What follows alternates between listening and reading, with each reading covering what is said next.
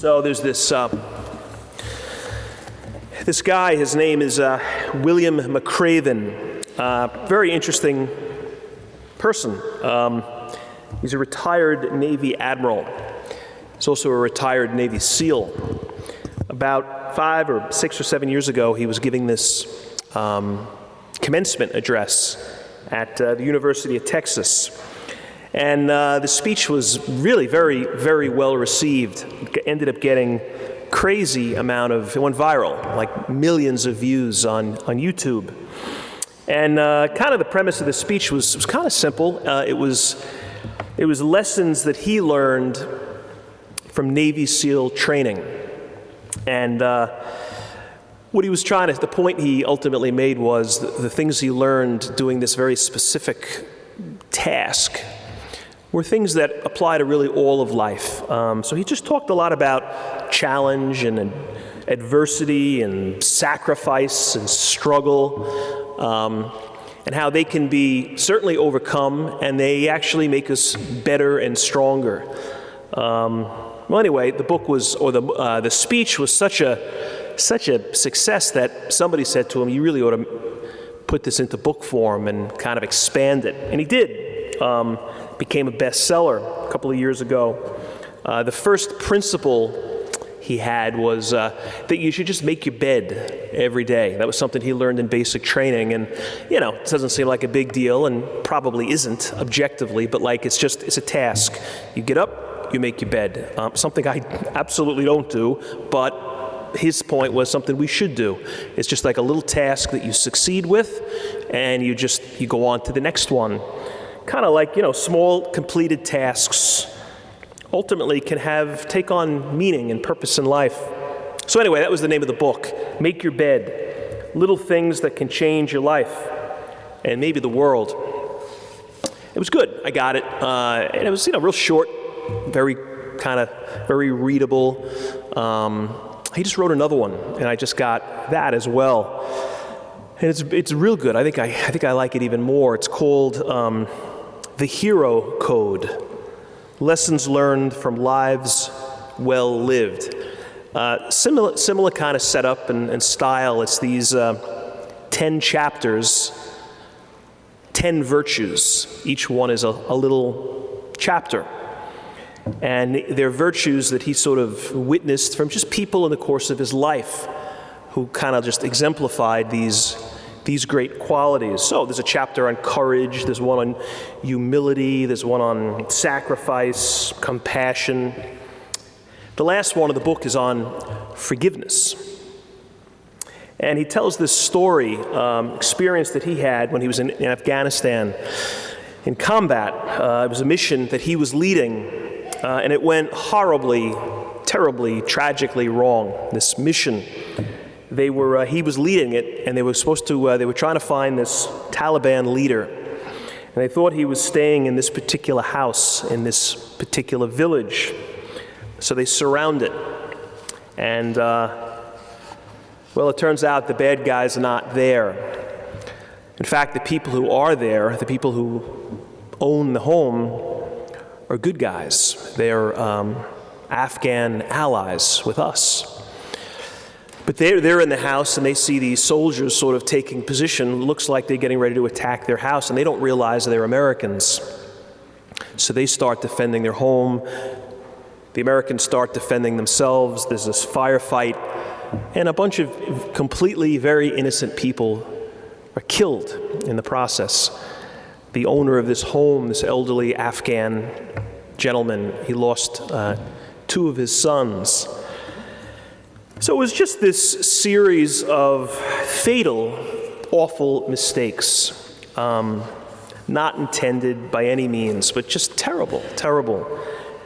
Anyway, this is what this guy McCraven says about it. He says, "In all my time in the military, it was the most gut-wrenching tragedy I've ever faced." And he knew he had to meet with this father. He needed to, meet with him and apologize, at least apologize. So this is what he says: "In accordance with Afghan tradition, I came that day to offer reparations in the form of several sheep and some modest compensation. But the real reason I went was to apologize, to let the Father know that I was truly sorry for the pain my soldiers and this war had caused him. I had no idea how the old man could possibly forgive me. Had it been me, the hatred would have been too deep to reconcile with anyone responsible for killing my children.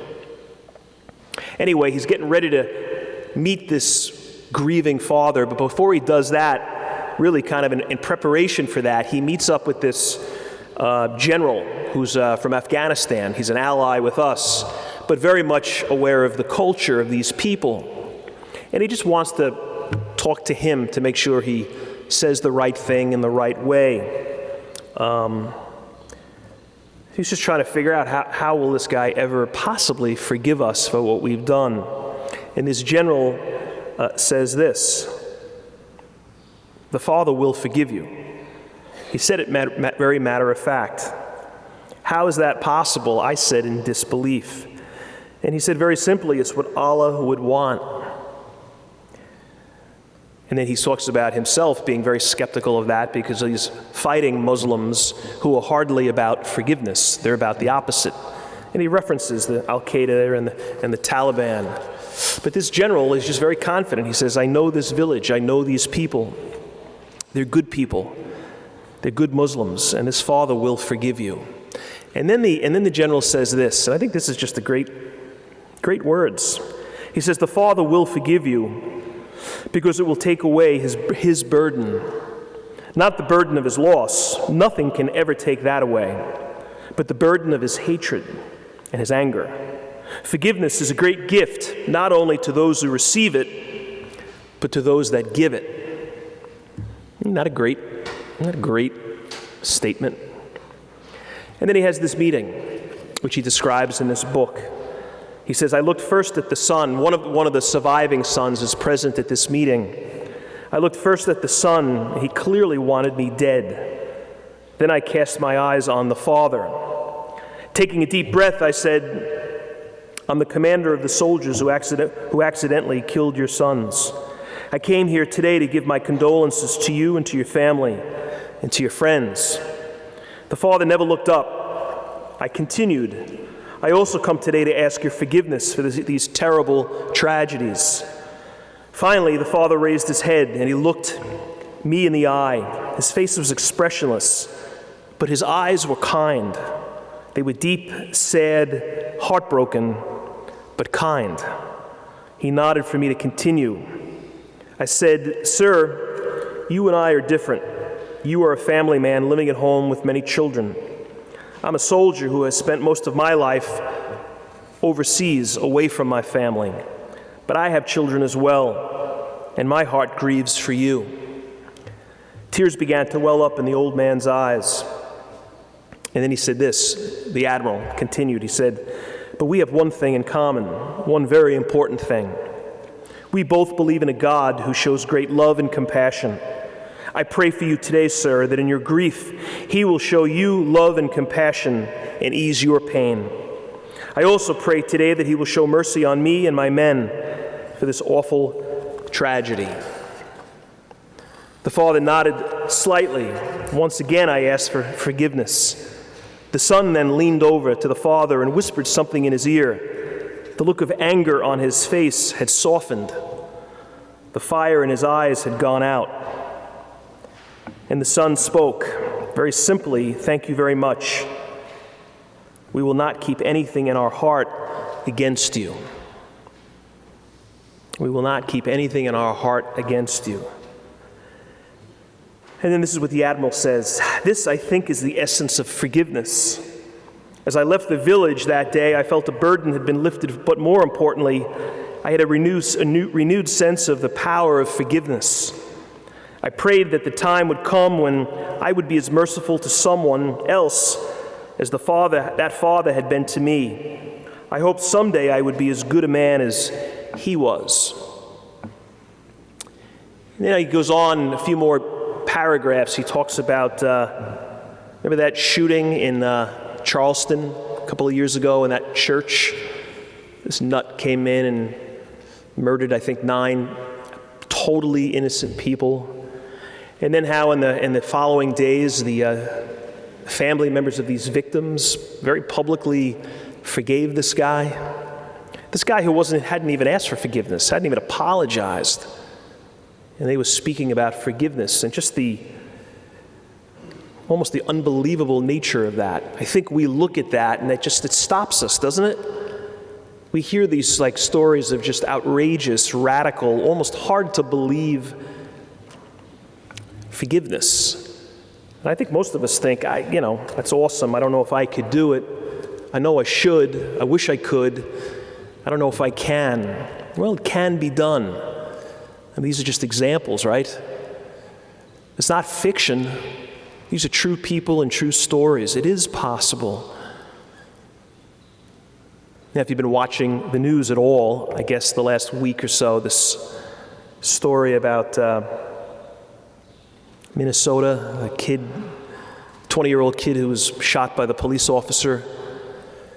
He stopped, like a traffic stop, and they asked him to get out of the car. He resists. There's a struggle. The police officer reaches for which he thinks is her taser, but it's in fact her gun, and she kills the guy. If you watch the video, it really looks like it had to have been a mistake, like a horrendous mistake, but a mistake.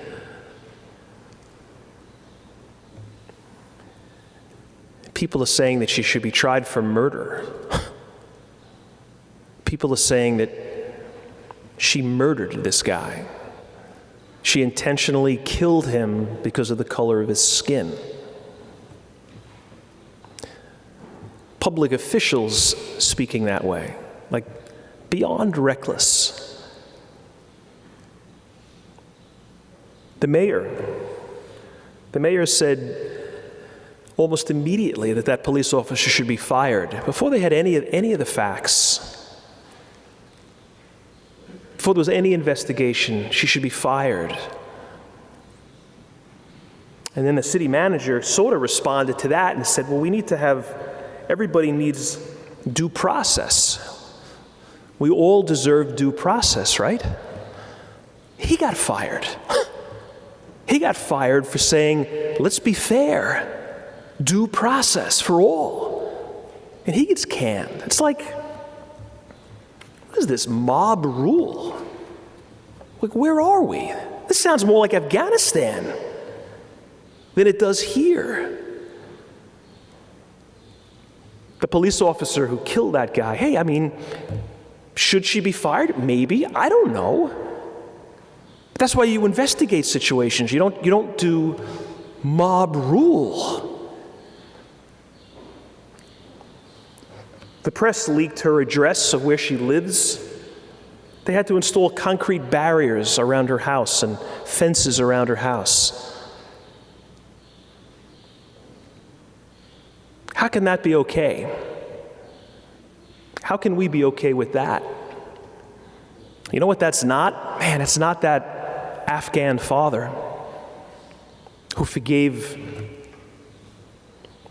us for killing his two sons by accident. It's not those Charleston families who reacted to the murder of their loved ones. It's certainly not Jesus, not in this gospel, not in any of these gospels we've been hearing since Easter Sunday.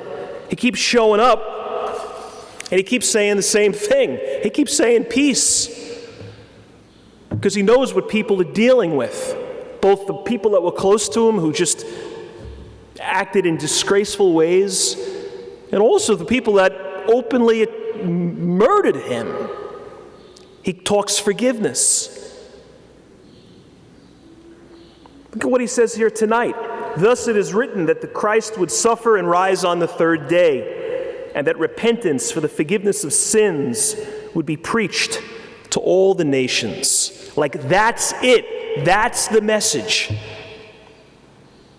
It's about forgiveness, because we will always be in need of forgiveness, because we are imperfect, sinful people.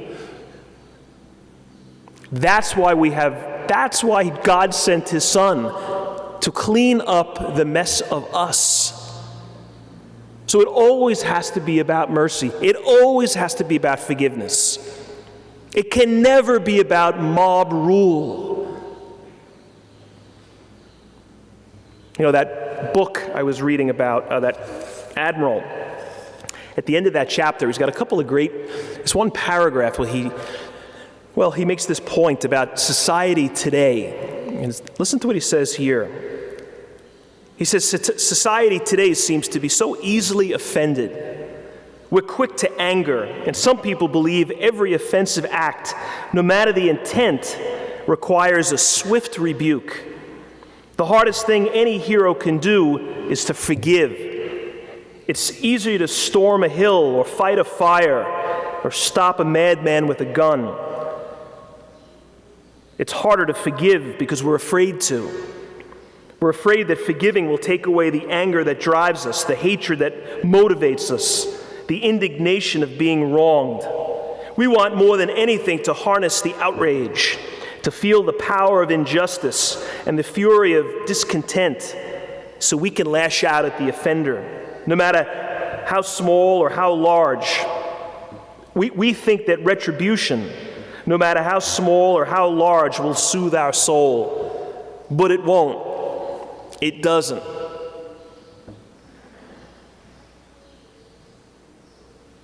You know, during Holy Week, I got this Facebook post. It wasn't really, I guess it was sent to the Beach Catholic website, but I think it was, in a sense, I interpreted it as kind of being directed toward me.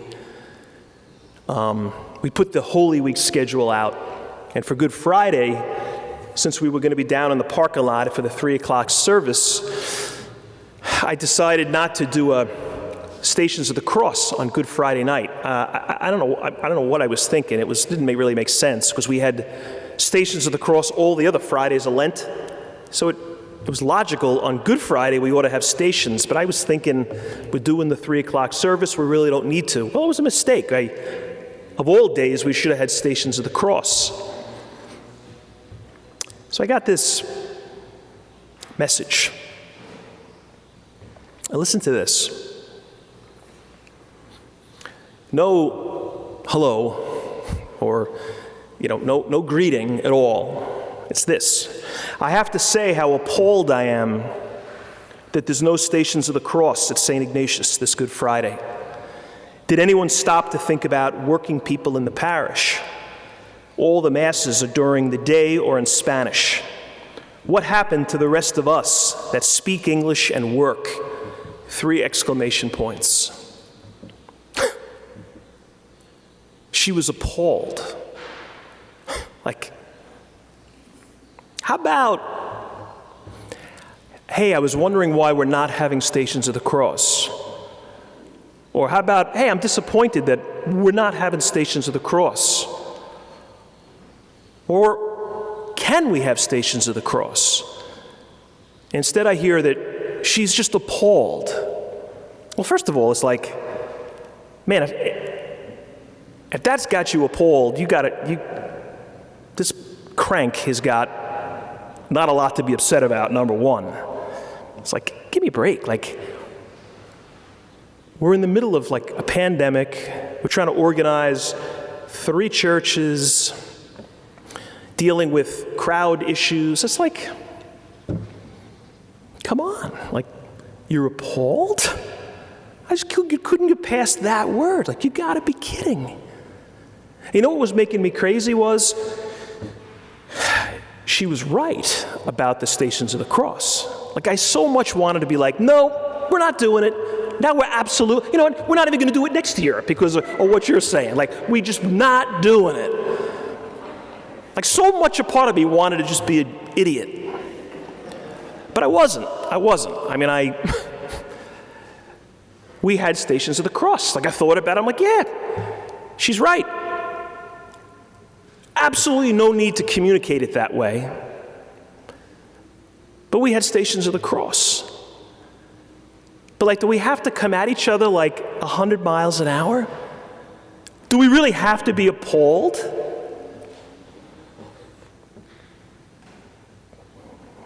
I don't know, I think I got to get over it.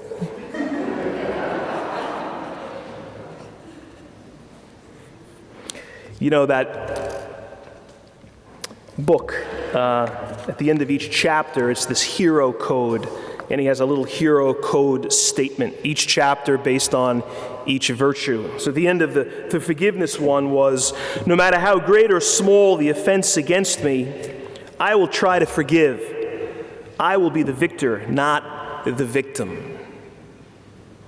And I just go back to what that general said. Man, that was it. Talking about that, how that father would forgive.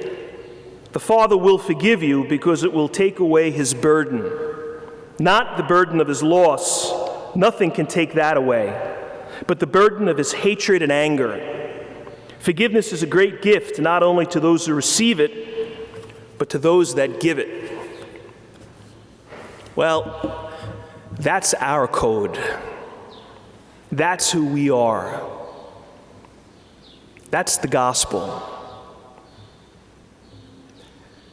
And that's what we need to be.